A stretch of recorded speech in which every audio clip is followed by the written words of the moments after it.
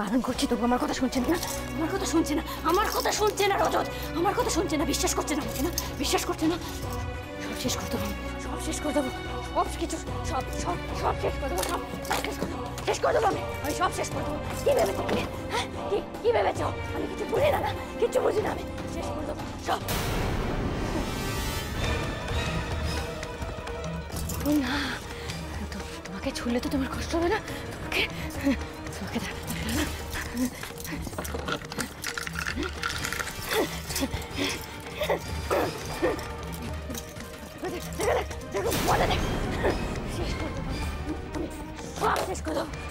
সবকিছু ভেঙে চলতে হবে। আমার কথা শুনবে না, আমার কথা শুনবে না। দিদি ভাই কি করছো? দুজনে কাছে ছাড়ো, ছাড়ো তুমি।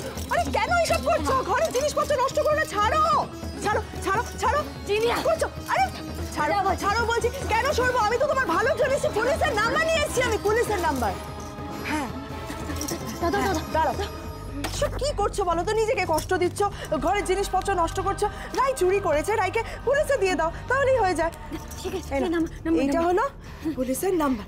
এখানে ফোন করে পুলিশে খবর দাও, পুলিশ আসবে, রাইকে ধরে নিয়ে যাবে। ধরে নিয়ে যাবে?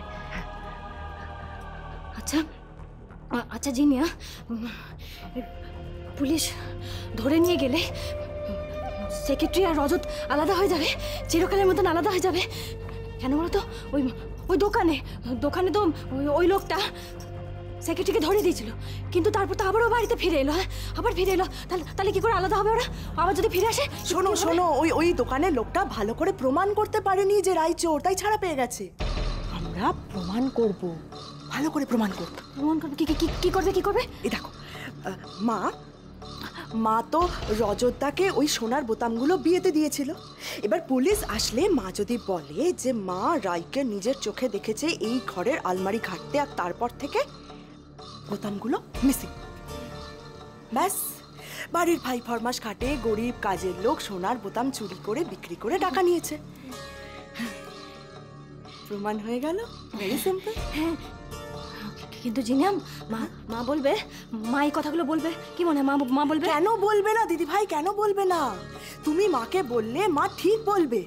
আর একবার যদি সব প্রমাণ সুন্দর করে গুছিয়ে পুলিশের হাতে তুলে দেওয়া যায়, তাহলে রাই জেলে, পুলিশ ওকে তালা চাবি দিয়ে সারা জীবনের মতন জেলে আটকে রাখবে। ঠিক, একদম ঠিক বলেছো তুমি, একদম ঠিক বলেছো। সারা জীবনের জন্য তালা চাবি দিয়ে রাখবে। তো রজতকে কেড়ে নিতে চাইছে আমার থেকে। হ্যাঁ, দুজনকে তো আলাদা করতে হবে। প্রেম করছে না, দুজনে প্রেম করছে, আলাদা করতে হবে। তুমি একদম ঠিক বলেছো। আমি এই নম্বরে ফোন করবো। হ্যাঁ, ফোন করে পুলিশ এসে ওকে ঘাট ধাক্কা দিয়ে বাড়ি থেকে বের করে দেবে, তখন একদম ঠিক হবে। এই বাড়িতে থাকলে তো আমি যদি কিছু বলি সেক্রেটারিকে, রজত তাহলে প্রতিবাদ করবে, আর পারবে না। যদি পুলিশ নিয়ে যায় আর প্রতিবাদ করতে পারবে না, দুজনে আলাদা হবে। একদম ঠিক বলেছো। এই ফোন দাও, জিনিয়া ফোন দাও, আমি ফোন করবো। পুলিশ নিয়ে যাবে ওকে, থানায় নিয়ে যাবে। ঠিক হবে, একদম ঠিক। আর রাই রজতদার কাছে ঘেঁষতে পারবে না।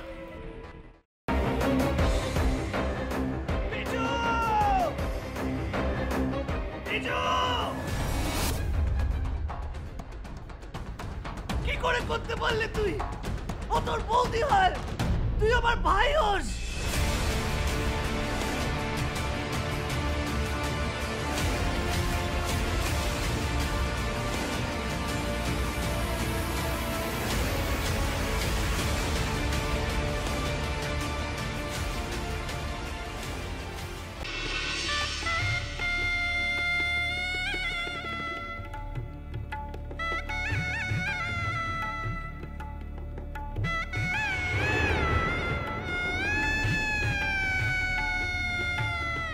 বুঝতে পারছি না আরো একটা বড় ব্লান্ডার করলাম কিনা।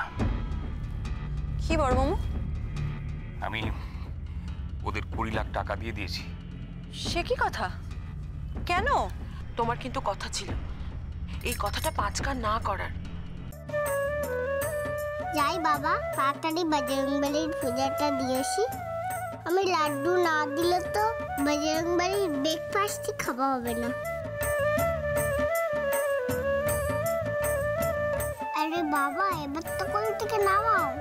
ও হ্যাঁ, আর যা বললাম মনে রেখো।